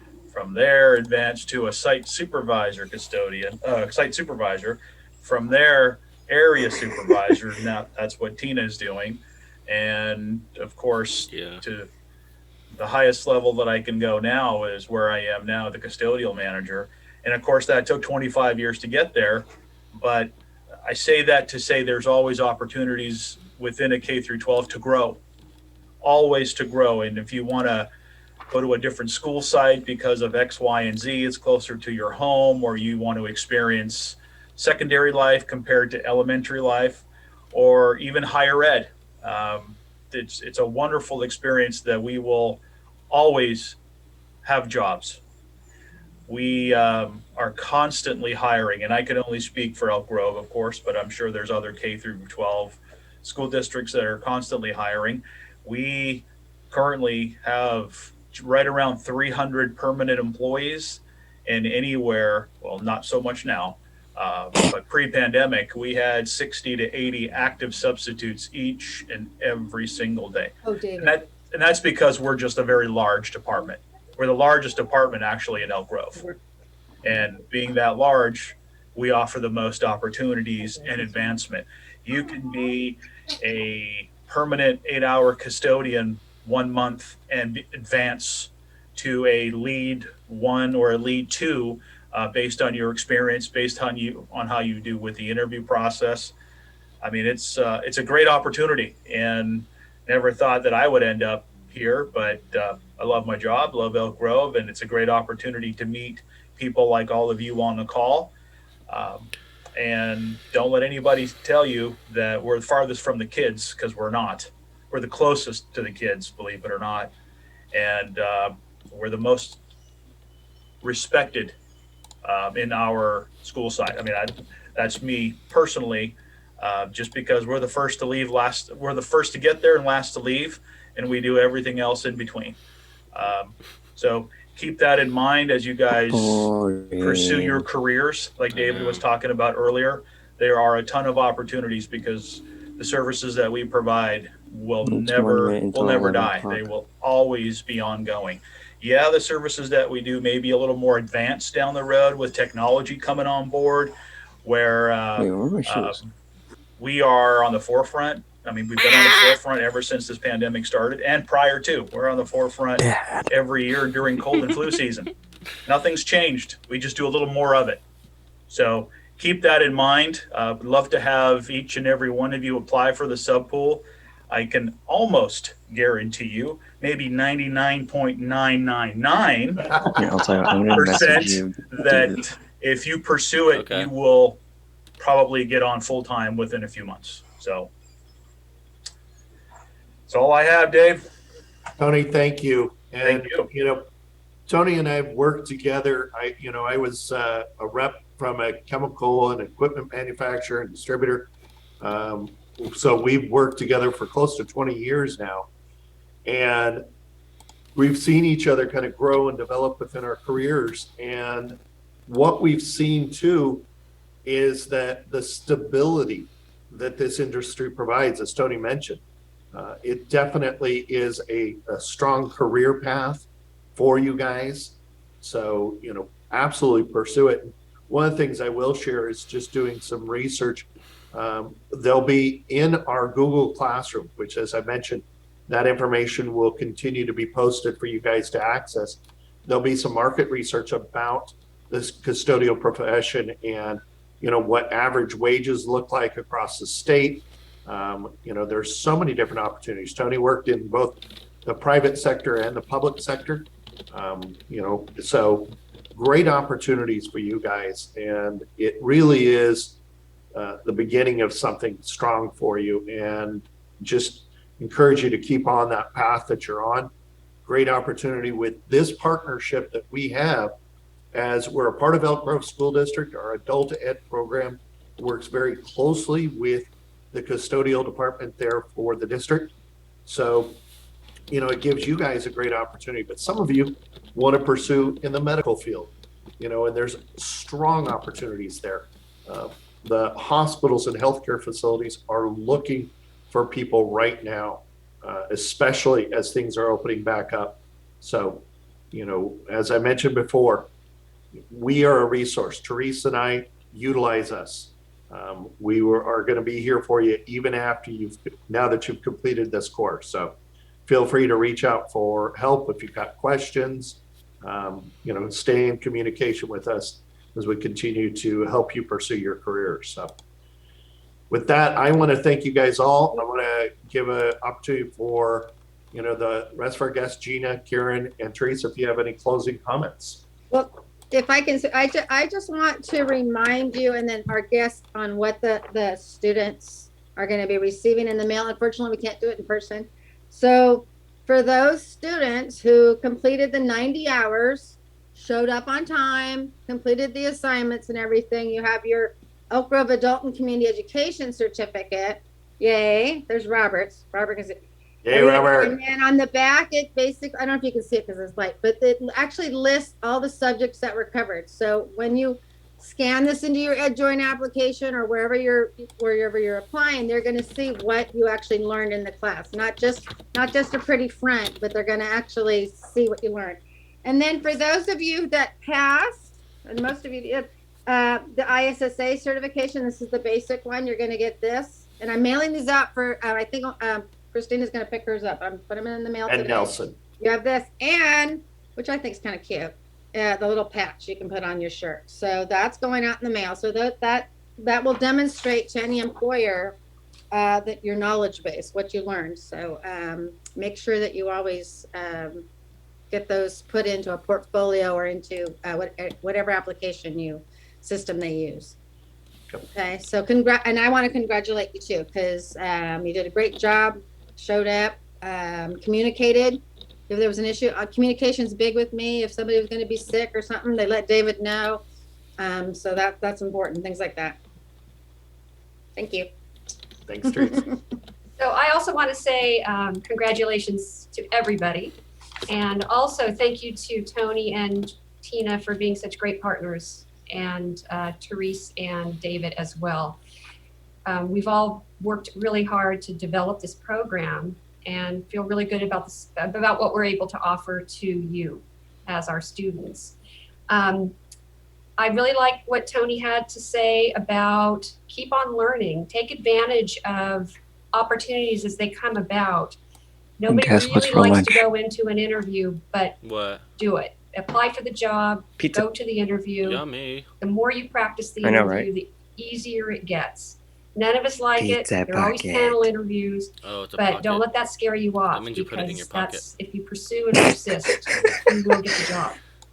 Also, if you have any difficulties accessing EdJoin, contact Therese. Stay Get on a the volunteer, phone. Therese.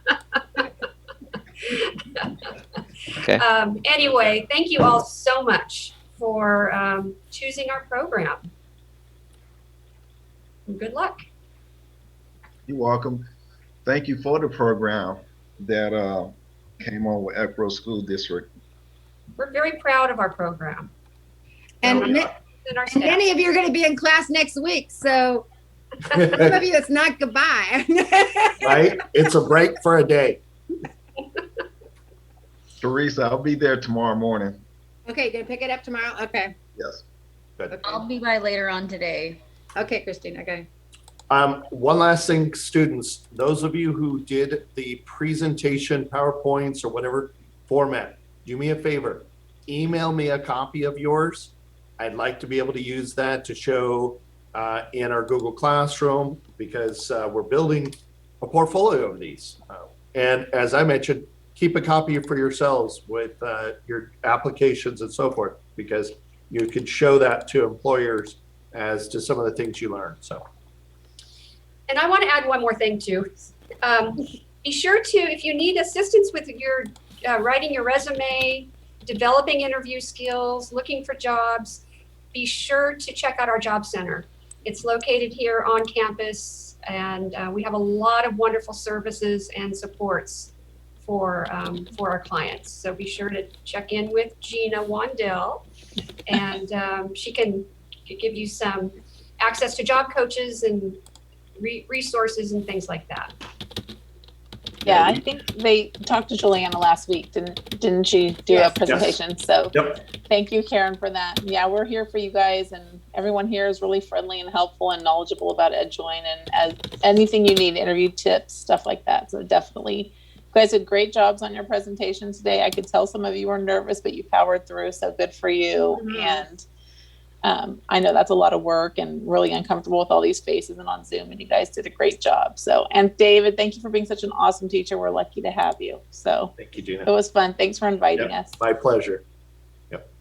Well, thank you all. And we'll wrap up with that. Congratulations on finishing the ISSA basic class, and look forward to those of you who are moving on. See you all next week. Congratulations, everyone. Congratulations. And See you next week, Dave. We will Thank see you, you then. class. It was awesome to participate. Everybody's presentation was awesome. Good job, everyone. This was the last day, right? There's no Friday. For you, Alex, there's a Friday, but we're all going to be done. Yeah, you were supposed to bring us coffee on Friday, Alex. Yeah, where are the donuts? Coffee. Good job, guys. All right. The Zoom meeting is over. Oh, I guess you're gone.